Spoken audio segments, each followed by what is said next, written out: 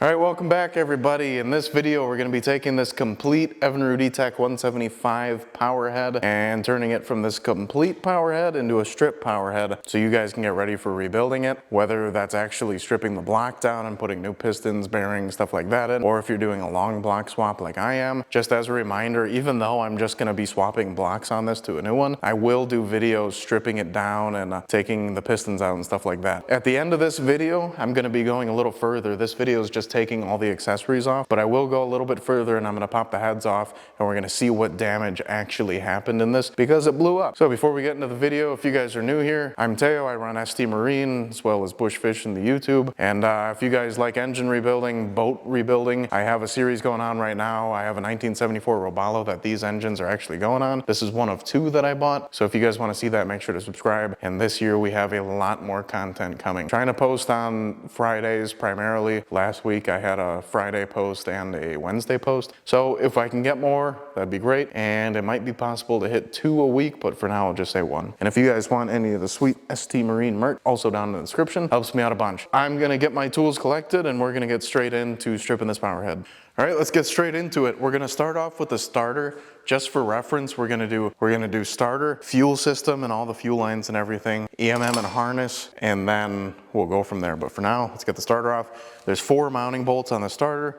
1, 2, 3, 4, and then we have our main power line. So I'm gonna start off with the battery cable. These are all 1/2 inch, so all the bolts and this stud is 1/2 inch.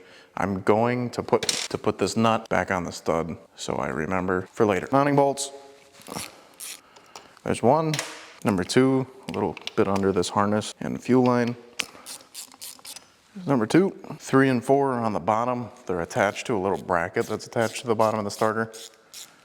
And they are shorter and they have the rubber bushings on them. 3. So you can see when I cracked that one, the starter moved. So I'm gonna hang on to it with my other hand. The last bolt out. This starter is grounded to the block through the bolts, so you don't have to worry about any ground cables. But what I'm gonna do is I'm gonna go under my bench over there and I'm gonna lay these out in the order, as well as I'm gonna make a note of what order I'm taking things out in. So when I go to reassemble, I go backwards on it. And I'm also gonna bag up the bolts and mark them. Alrighty, next up, we're gonna be working on the fuel system. As a note, when we pulled the starter off, we found a hole in this side of the case. So that's on the direct opposite side of the other hole. So good thing we're doing this. But what we're gonna start with here, we have our fuel in. So this is where you would have disconnected it from the boat when you took it off. Now we follow the fuel line up. We have a vacuum hose coming up that's just zip tied on. And we also have a vacuum hose back here going into the case. So we'll get rid of those two, get rid of this clamp and follow it up. And this goes as the fuel feed on the VST. So we'll disconnect that and pull the whole thing off as a system. So I'm just gonna clip these zip ties with the side cutters. Just like that. There's 1. There's number 2. So with those 2 disconnected, I can try and twist and pull, but I'm gonna need a pick. I'm gonna grab a little pick and shove it in between the hose and the barb and just try and break the seal it has on it.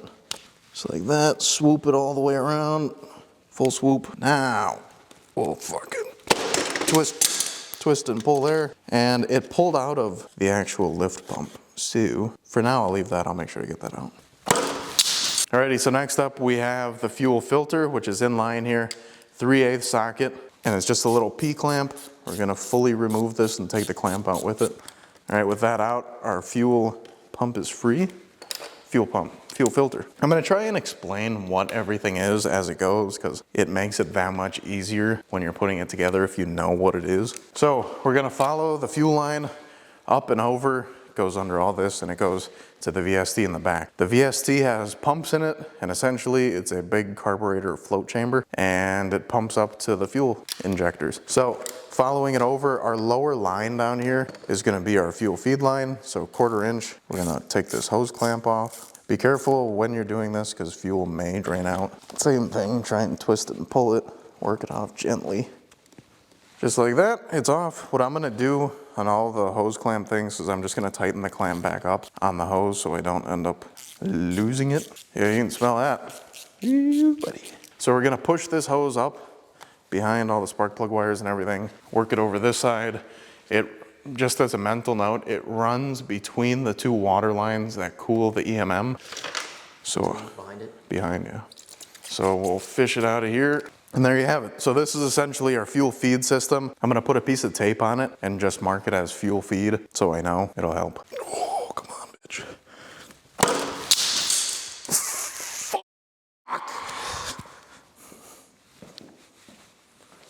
Okay, so with the fuel feed out, we're gonna work on this VST, and then after the VST, we're gonna take out all of the fuel manifolds feeding all the injectors. So on the starboard side of the VST, there's this true arc clamp. What we're gonna do is just pop this out. Do not lose this if you do not have more. We're gonna pop it down, wiggle it around, just like that.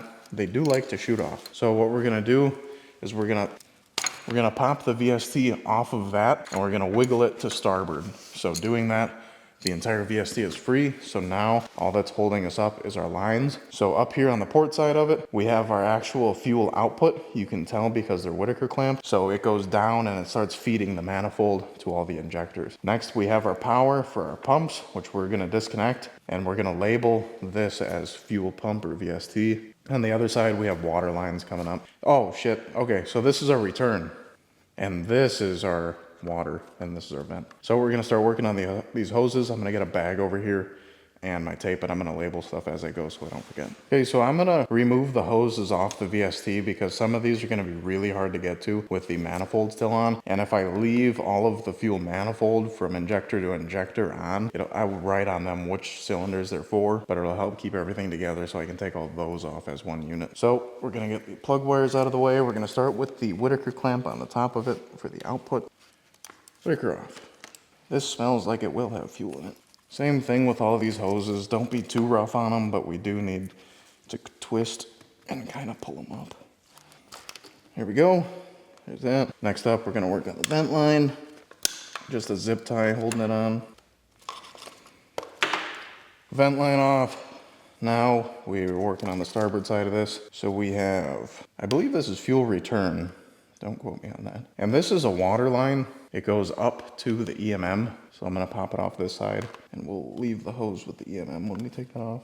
Give her the old twist and pull. Last thing we have is, as I said, what I believe is a return. I'm not gonna take it off of here because those are press fit. So I'm just gonna sacrifice the Whittaker down here. There we go. And if you remember, this was our water outlet to the exhaust. So that's why that's staying. Next up, so we took off the fuel manifold from the VST. Because these are press fit, I do not want to take them off, and they're plastic, so you risk breaking all those T-fittings and stuff. I'm going to take all of the injectors out one by one. It's important to remember which ones go where because they need to go back in the exact same cylinder they came out of. So it'll help with having it connected because then we'll know. We'll take them off one by one. We're going to have to clip a little zip tie here and unplug them from the main harness. And then we'll get these guys out and we'll be able to move on to something else. 9/16. Holy shit. 9/16 socket on the bolts. Okay, so I spared you guys seeing me struggle with that, but all of the injectors are loose. They're all disconnected, and the harnesses are all disconnected and labeled with which cylinder they go to. Each of these injectors has a trigger wire, which comes from the plug and goes up to the coil. We don't really have to take them off together as long as I disconnect. Well, we kind of do. Yeah, we do. Scratch that. There's 3 coils on here. Each coil controls 2 cylinders. So this coil does our top 2 cylinders, and our trigger wire for the injector is coming out the bottom of the coil. So we're gonna pull the coil and all these injectors off together. So we're gonna use, what is this, 3/8 socket, and there's 2 bolts on each coil. Take them all the way out. Voice crack. So as a mental note, the top right coil bolt has a ground wire coming from it. Each coil should be grounded separately.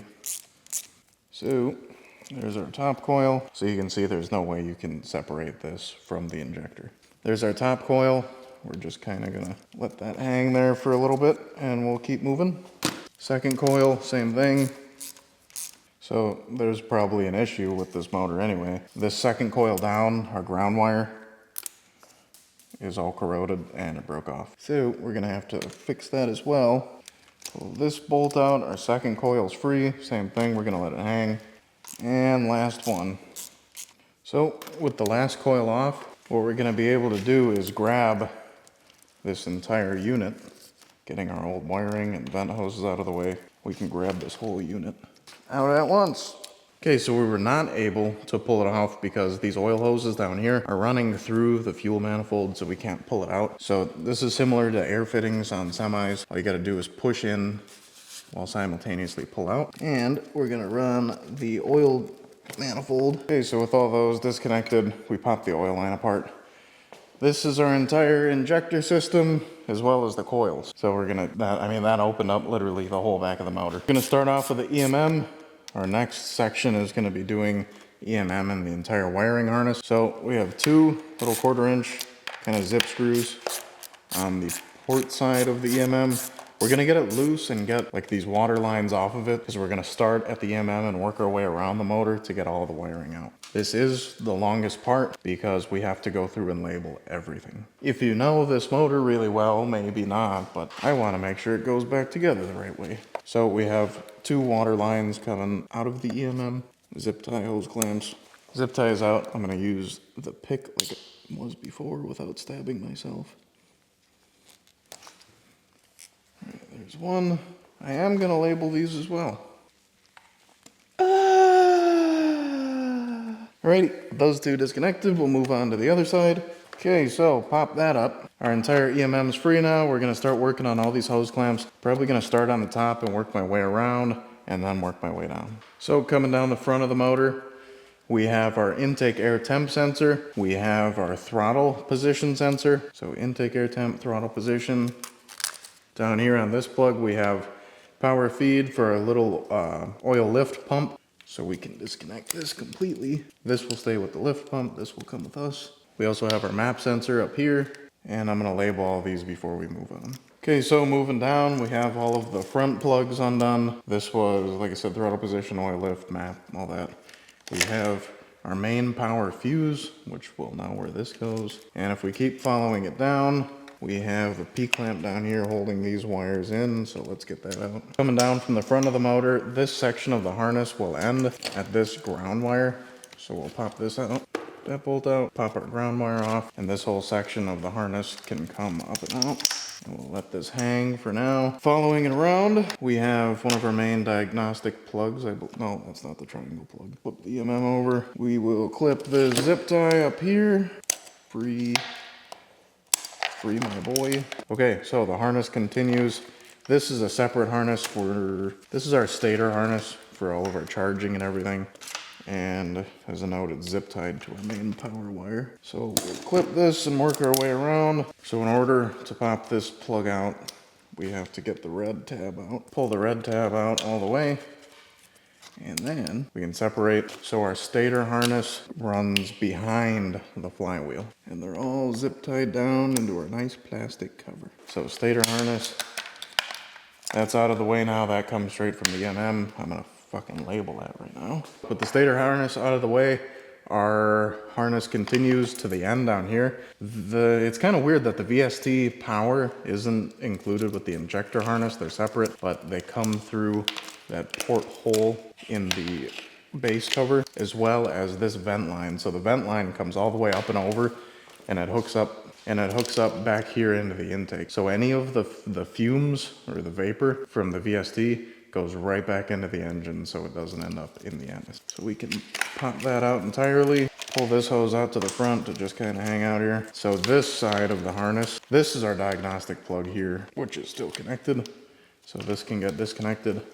And our harness is free on the top. Now we gotta work on the back. Okay, so now our other hole going through, we have our injector harness. So that comes out of there as well as this. So we can pull, this is the water line going up to the VST, the EMM. So we can pull this guy out and we can pull the entire injector harness out of here. So with the injector harness out, the back end of the motor's cleaned up. These look like wires down here. This is all the oil distribution lines. So we'll flip the EMM back over. We're gonna clip the last remaining zip ties on this side. So this is our front harness, there's our rear harness.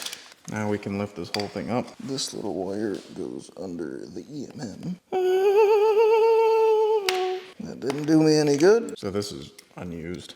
Now we can start pulling forward on this. And before we do that, we have another P-clamp down here holding the main harness on. We'll take this guy out and we're almost there. Looks a little scary. Does look a little scary, but we'll have an assembly video so you can follow kind of step by step as you do your own. Phone up and we'll show plugging everything back in. All right, with the P-clamp out, just as a note, there's a ground, 2 grounds in between it. So we'll separate those guys. Now we can kind of hang this off the edge. This harness is out of the way. This harness is out of the way. What we have remaining, this is our trim wiring. Pretty sure this is gonna stay connected. We have our head temp sensor for our starboard head. I'm gonna use a pick to kind of pry up on the tabs. Pull that out. I'm gonna label this right away. We are going to work on our remaining power wires, and we're gonna go downwards for the rest of this. So these are all ignition power wires, or what feeds the EMM and trim, as well as, I believe that feeds the coil? I don't know about that one, but we will pop them all off regardless. And remember that they go on the start solenoid. Oh yeah, nice and corroded, lost a washer. All those free, that's gonna give us more space to work down here. Bottom of the start solenoid, we have another plug. This is our trigger wire, and that kind of let it all fall. I'm gonna put the nut back on the power side of the start solenoid, and I'm gonna label that trigger plug. Working our way down this little trim control module. There's no bolts holding it, it's just pressed in. So we can clip this, pull this out. This will hang. Final P-clamp here, which is attached to the harness. And down below we have our neutral safety switch. Unplug this guy, and I'm gonna label that ground wires left, and she will all come out. Alrighty, another 3/8 ground bolt down here, which is also attached to the P-clamp holding our oil lines. So there's one of them. Pop the ground off of that. We'll leave the bolt with the P-clamp. And with that out of the way, we got one more just above it. That was not good. Well, there you have it. So there's our entire electrical system. You can see it's not too bad. It just kind of looks like a lot on the motor. There's a lot packed in there. In post, I'm going to figure out what this is. And right now, I'll write down what this is on the screen because I can't figure it out. All right, lay this out. She's getting skinnier. So the only wire left on the motor is the one that goes under this to the actual starter, but we'll take that all out together. Next up, we're gonna get this lower plastic cover off for the flywheel housing. Those are gonna be 3/8. No, they are 3/8. I just didn't grab a 3/8. We're gonna have 4 of them. 1, 2, 3, 4. Pop all those off. Get access to what is down below. Oh yeah, hold her right there, bud. Great top-down view. And last one. All right, 4 of those guys off. Boop. Flywheel cover comes out. Next up, we're gonna do oil system. So your oil line from the boat would hook up here. So we're gonna pop this out. There's a little filter, follow it down. It goes into our actual oil pump, oil lift pump, and the distribution manifold, one of them. So I'm gonna pop this bolt out. We're gonna tilt it out of the way a little bit. And if you look from down below, there's another bolt down below going into the intake. We will loosen this guy. It seems awful tight. So it's important to note, this bolt goes with the intake manifold, so this holds it. So with that out, all of this is free. We can start working on the oil lines. When we put it back together, we're gonna have to feed all these lines back through here. There's a lot of them. All of them go to different ports on the block, and then they also continue back to another distribution manifold. So we'll grab our side cutters. All of these hoses have zip ties on them. I'll go more in depth into the ports later, but for now I'm gonna cut them all out and pull them all out. Next up, I took off the start solenoid, that very self-explanatory 2 bolts. And then I didn't show you all of the ports, but there's so many little oil ports. It doesn't necessarily matter where they go, but what does matter is how they're routed. So you have to go through the intake on that side, and there's one big feed wire coming off the oil lift pump, and that's what goes to the second distribution manifold that was in this starboard corner. And then the rest of the hoses are. Next up, we're gonna do throttle linkage, 5/8 on this bolt. This is our throttle cam lever, I believe. It's what rolls your actual throttle open. So 5/8 bolt, pull this out. What's really important about these is there's these little washers.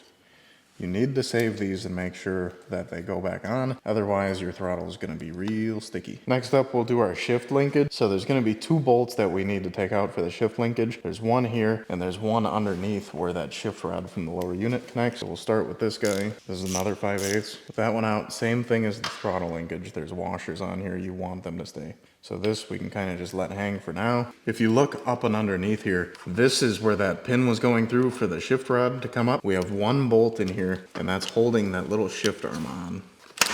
This is gonna be 7/16.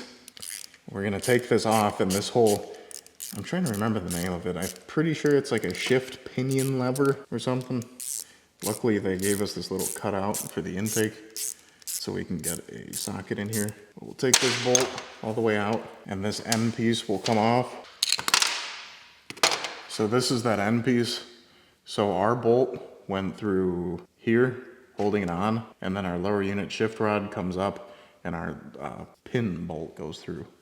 So with that out, we can pull straight back on the shift linkage, and the entire assembly comes out. So the boat would be shifting like this, turning it, and our neutral safety switch, once we hit neutral, if we shift out of it, it lifts up. So there's our shift linkage, set that down. Lastly, before we move on to the throttle body and reed plate assembly, we're going to pop off the rest of the throttle linkage, just another 5/8 bolt in here. That connects to the throttle as well as the throttle position sensor.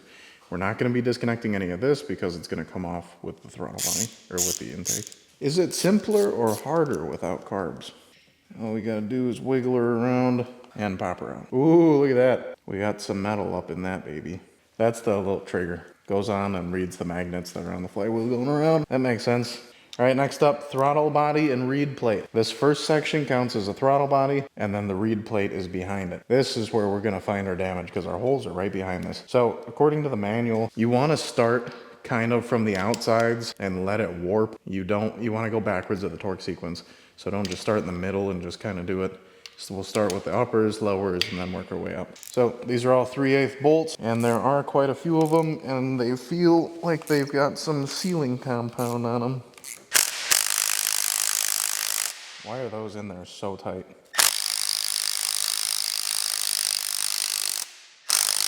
Those are on there so tight. Really? Really? How is that possible? All right, last bolt. These were all cross-threaded. I don't know if somebody had this off, and when they put them in at an angle. But yeah, something really fucking blew up in here. And I don't know what it was, but something definitely exploded in here. Let's take a look at the reeds. Oh yeah, they're all clapped. There's metal in every single one of them. So that's nice. Next up, we will take out the reed plate. All right, folks. Getting a little sloppy here. Lunchtime's coming, stomach's grumbling. The only thing I'm not going to be able to do in this video is take the flywheel off. My puller, I don't have long enough bolts for it, so I'll show that in the next teardown video, but for now, the flywheel's staying on. If we were to do that, we would have done that way earlier, but as you can see, we were still able to get this far. There's so much metal in here. I can't figure out if it blew up backwards and shot metal out the front, which wouldn't make sense because it would have to blow the reeds apart. I mean, it could have, but that's unlikely, so let's get this out and see the real damage. So we're gonna have all these 3/8 bolts down the middle, and it'll pull out. At least these aren't cross-threaded. I'm thinking maybe somebody took them apart to like look how bad it was. Guy said it ran. Holy fuck. Look at all that metal in that second one. Holy shit. Yeah, something let go. Wow, that's much worse than I thought. So that was our reed plate. Oh, yeah. How the fuck did this guy say that it ran? If you can see, let me grab another light. So we got a souvenir. If you can see that, the connecting rod is off the fucking crank. And this guy told me this fucking thing ran. The connecting rod's literally off the fucking crank. Ooh, that's gonna be a good souvenir. All right, so I promised you guys, we're gonna show you guys some damage. So that is a cylinder off the port bank. So I'm gonna pop the head off and we're gonna see if I can actually just grab the piston and pull it out. Because I'm pretty sure there's a hole in the piston and it is the upper cylinder. All you guys have left to do to fully strip this block is the rest of these cooling hoses, which has the, I'll go up to the thermostats and feed the heads. That's really all that's left. Do this head, even though I'm getting a new one, I'm gonna do the same thing, take them off from the outside and then the inside.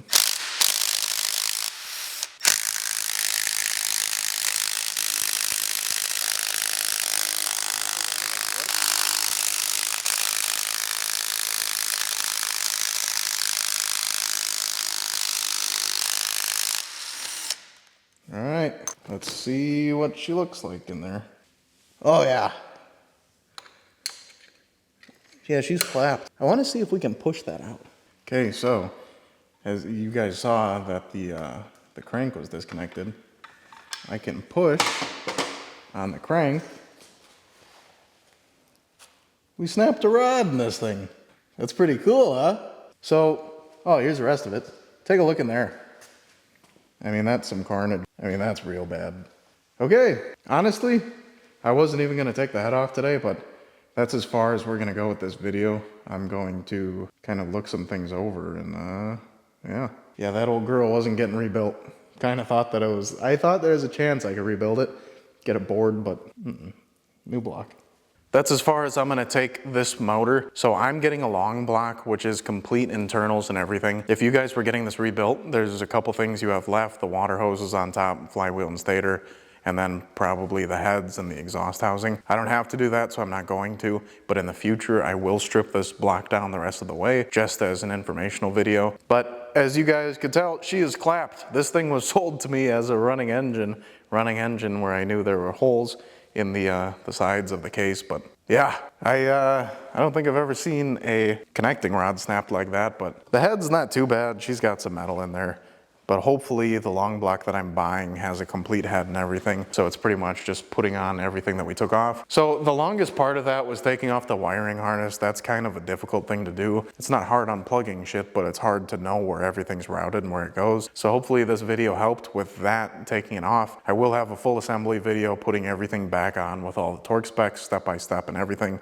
So make sure to stay tuned for that, and we will have a bunch more videos on this. Make sure to subscribe because I also have my boat building videos. 2 of these engines are going on my 23-foot center console, so you can imagine 350 horsepower on the back of that. She's gonna scoot. And we also have our regular service videos that are gonna be starting soon. If you guys want ST Marine merch, first link down below in the description. Second link is stmarinewi.com if you guys are looking for service in Wisconsin, pretty much anywhere. Make sure to fill out the form on the website. But I think that's all I got. So hopefully you guys enjoyed, and we will see you in the next one.